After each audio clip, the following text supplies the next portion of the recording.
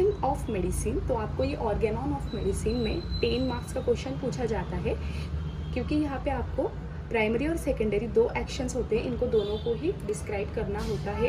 या कभी कभी आपको प्राइमरी एक्शन ऑफ मेडिसिन करके 5 मार्क्स का क्वेश्चन पूछते हैं, या कभी कभी सेकेंडरी एक्शन ऑफ मेडिसिन करके 5 मार्क्स का क्वेश्चन पूछते हैं। अगर आपका बैच 2015 की है, क्योंकि CBDC बैच में तो 5 मार्क्स के क्वेश्चन होते ही नहीं है, 10 मार्क्स के क्वेश्चन होते हैं, तो वहाँ पे आपको ये लॉन्ग क्वेश्चन 10 मार्क्स का पूछा जाएगा। तो चलिए इसको डिस्कस करते हैं। Medicine are capable of altering the state of health of the living organism. तो जब भी हम किसी पेशेंट को मेडिसिन प्रेस्क्राइब करते हैं, तो वहाँ पे ये क्या करता है, इसके पास क्या कैपेबिलिटी होती है, तो ये हेल्थ का जो स्टेट होता है उसको ऑल्टर करने की कैपेसिटी रखता है। Such capability is due to the to following types of action. तो दो एक्शंस होती है मेडिसिन की, ये कौन सी एक्शन है इसको हम पढ़ते हैं, जिसमें पहला है प्राइमरी एक्शन और दूसरा है सेकेंडरी एक्शन। इसको अब हम फ्लो चार्ट के थ्रू पढ़ेंगे। Actions of medicine, primary action, secondary action. Secondary action is again divided into secondary counter action, secondary curative action.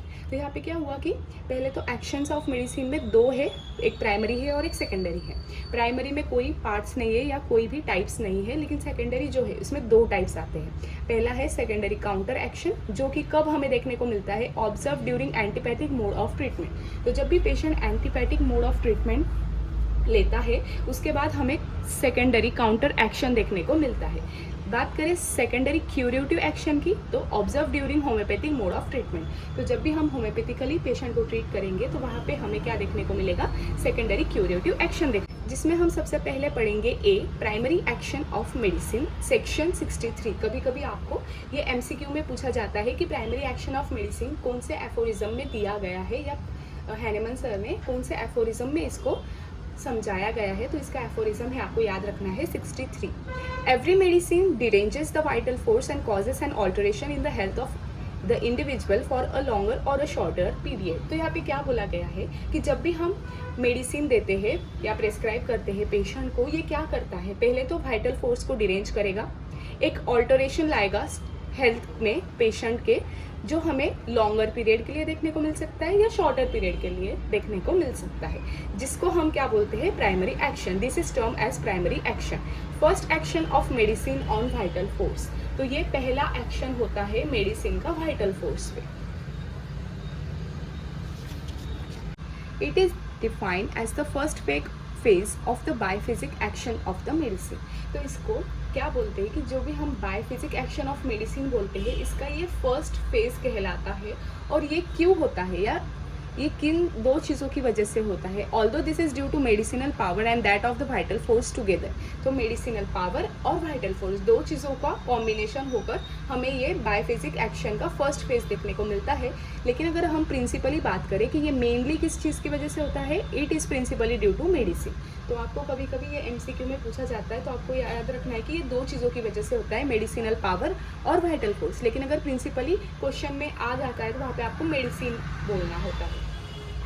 When a medicine is administered into the living organism, it primarily deranges the vital force and produces disagreeable sensation and functions which are exfoliated outwardly through the material body as abnormal signs and symptoms। तो यहाँ पे क्या बोला गया है कि जब भी हम पेशेंट में एक मेडिसिन एडमिनिस्टर करते हैं या लिविंग ऑर्गेनिज्म में एक मेडिसिन एडमिनिस्टर करते हैं, ये प्राइमरी लेवल पे क्या करता है कि वाइटल फोर्स को डिरेंज करेगा और कुछ डिसएग्रीएबल सेंसेशन और फंक्शन हमें दिखाता है आउटवर्डली, जिसको हम बोलते हैं साइंस और symptom. This is term as a primary action. तो इस चीज़ को हम बोलते हैं प्राइमरी एक्शन, या फिर the first action of medicine consist of immediate changes induced by it on the organism. तो इसको हम या तो प्राइमरी एक्शन बोलेंगे, या फिर मेडिसिन का पहला एक्शन जो कि हमें इमीडिएटली देखने को मिलता है और ऑर्गेनिज्म पे, और जो चेंजेस इंड्यूस करता है या जो चेंजेस लाता है पेशेंट में। अब हम सेकेंड देखेंगे या B देखेंगे, secondary action of medicine. The automatic defensive reaction of vital force against the primary action of the medicine is called secondary action. तो सेकेंडरी एक्शन क्या है? एक ऑटोमेटिक डिफेंसिव रिएक्शन है वाइटल फोर्स का against the primary action. तो जो primary action हुई है मेडिसिन की वजह से, उसको ये ऑटोमेटिकली डिफेंसिव रिएक्शन दिखाता है हमारा वाइटल फोर्स, जिसको हम सेकेंडरी एक्शन बोलते हैं। और ये क्या है? एक second phase of biphasial action. जैसे हमने प्राइमरी में फर्स्ट फेज देखा था, तो सेकेंडरी वाला जो है वो second phase of biphasial action of medicine होता है। This secondary action depends upon two factor. तो ये जो सेकेंडरी एक्शन है वो दो चीज़ों पे डिपेंड करता है, जिसमें पहला है on the intensity of primary action. तो इंटेंसिटी कितनी है प्राइमरी एक्शन की, और दूसरा कंडीशन ऑफ द कंस्टिट्यूशन। तो इन दो चीज़ों पे हमारा सेकेंडरी एक्शन डिपेंड करता है। Types of secondary action aphorism 64 में दिया गया है हैनेमन सर ने।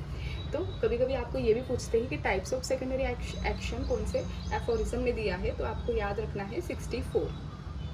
When the primary action of disease is in progress, the vital force remain in a passive or receptive manner and permits the action of medicine on it and thereby alters its state of health. तो यहाँ पे क्या बोला गया है? जब भी primary action medicine की होती है या प्रोग्रेस में होती है, तो वाइटल फोर्स क्या करेगा?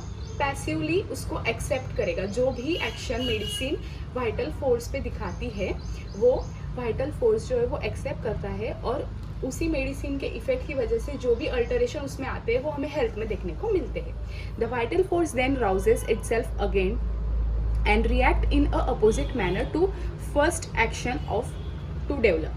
तो यहाँ पे क्या बुलाएगी? फिर वाइटल फोर्स जो है वो क्या करता है? उससे एग्जैक्ट अपोजिट वहाँ पे हमें कंडीशंस देखने को मिलती है जो प्राइमरी एक्शन में देखने को मिली थी, उससे एग्जैक्टली उल्टा हमें वहाँ पर देखने को मिलेगा।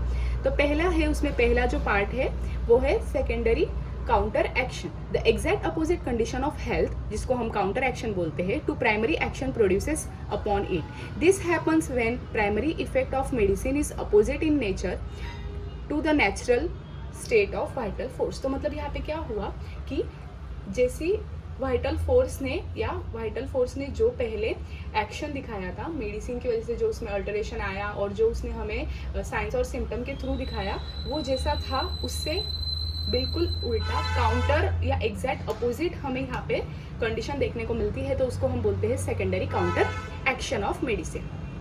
इसमें दूसरा है secondary curative action, when an opposite condition to first action is not possible. तो जहाँ पे फर्स्ट जो हमारे ऊपर एक्शन हुई थी उसके जैसा सेम उल्टा अगर कंडीशन पॉसिबल नहीं है, तो वाइटल फोर्स क्या करेगा? Vital force tries to counteract the deviation due to first action in such a way that original normal healthy state of individual is restored. तो यहाँ पे क्या है कि एकदम एग्जैक्ट उल्टी कंडीशन तैयार नहीं हो सकती, तो यहाँ पे वाइटल फोर्स जो है वो ओरिजिनल जो हेल्थ थी पेशेंट में वो लाने की कोशिश करता है, जिसकी वजह से सेकेंडरी क्यूरेटिव एक्शन हमें यहाँ पे देखने को मिलता है।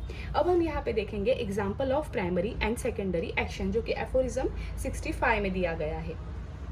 First, a hand bath in hot water is at a first much warmer than the other hand that has not been treated. तो ये पहला एक्शन में हमें क्या देखने को मिला कि हमने एक हाथ जो है वो गर्म पानी में डाला और दूसरे हाथ को बस ऊपर ही रहने दिया, उसको पानी में नहीं डाला।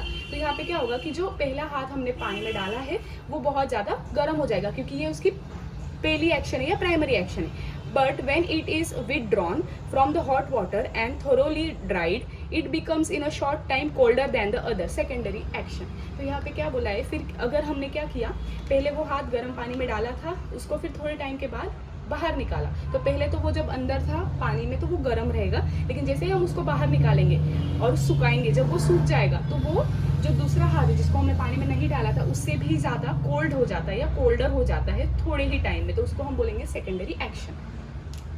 A person heated by violent exercise in its primary action is afterward affected with chilliness and shivering. तो यहाँ पे क्या बोला गया है? एक पर्सन ने बहुत ज़्यादा वॉयलेंटली एक्सरसाइज कर ली तो उसकी बॉडी बहुत ज़्यादा हीटेड हो जाएंगी, बहुत वार्म हो जाएंगी, लेकिन थोड़ी टाइम बाद क्या देखने को मिलेगा? वहाँ पे हमें बहुत ज़्यादा पेशेंट में चिलीनेस और शिवरिंग देखने को मिलेगी। नेक्स्ट एग्जाम्पल में अगर पेशेंट ने बहुत ज़्यादा वाइन पी रखी है तो प्राइमरी एक्शन में तो उसकी बॉडी बहुत ज़्यादा गर्म हो जाएंगी, लेकिन every breath of air feels cold, secondary action. तो लेकिन थोड़े टाइम बाद क्या होगा? जो भी वो सांस लेता है तो उसको बहुत ज़्यादा कोल्डनेस लगने लगता है, ये सेकेंडरी एक्शन हो गया।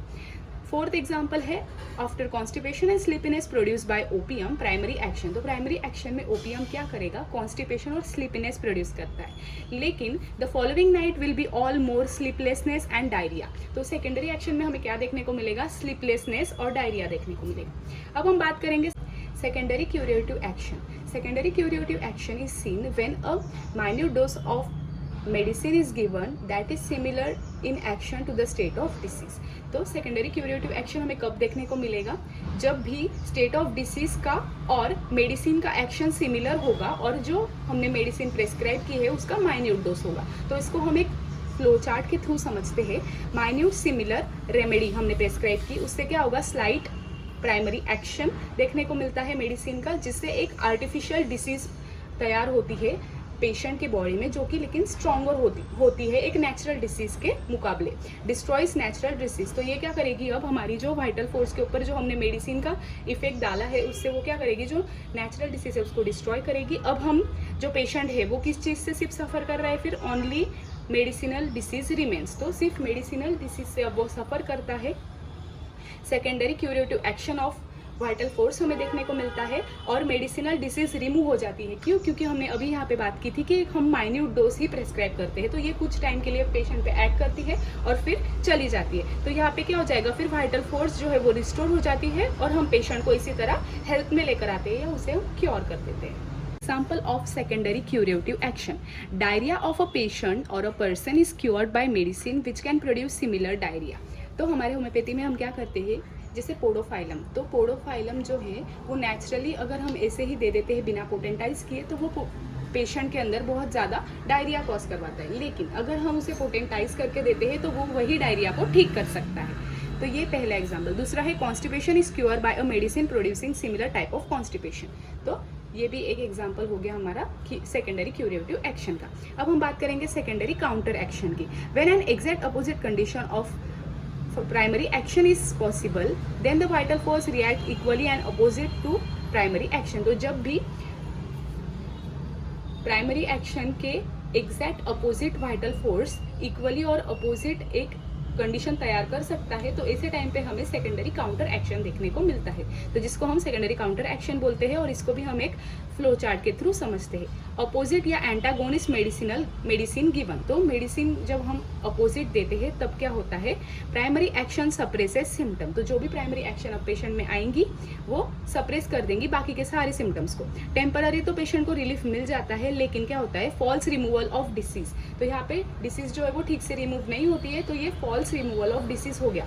Medicine action ends. तो जब भी मेडिसिन एक्शन यहाँ पे एंड हो गया, ये जो हमने अपोजिट मेडिसिन दे रखी थी, तो ये जब इसका एक्शन खत्म हो जाता है, vital force produces opposite condition. तो इसके बाद वाइटल फोर्स जो है वो एग्जैक्ट अपोजिट कंडीशन को वहाँ पे प्रोड्यूस करता है। Original symptom returns. तो फिर से ओरिजिनल जो सिम्टम्स थे जो कि टेम्पररी गायब हो गए थे, अब वो फिर से आ जाएंगे, सिम्टम ज़्यादा सीवियर हो जाएंगे और डिसीज एग्रेवेशन होगा। और यहाँ पे हमें नो क्योर, तो हम इस अगर ऐसे ट्रीट करते हैं तो हम पेशेंट को क्योर नहीं कर सकते। Example of secondary counter action. Digitalis decreases pulse rate in its action when given to a case of tachycardia. तो टैकीकार्डिया के केस में अगर डिजिटैलिस हम देते हैं तो वहाँ पे वो जो पल्स रेट होते हैं, प्राइमरी एक्शन उसका ये है कि वो पल्स रेट को कम करता है। The pulse rate become more rapid than before due to secondary counter action.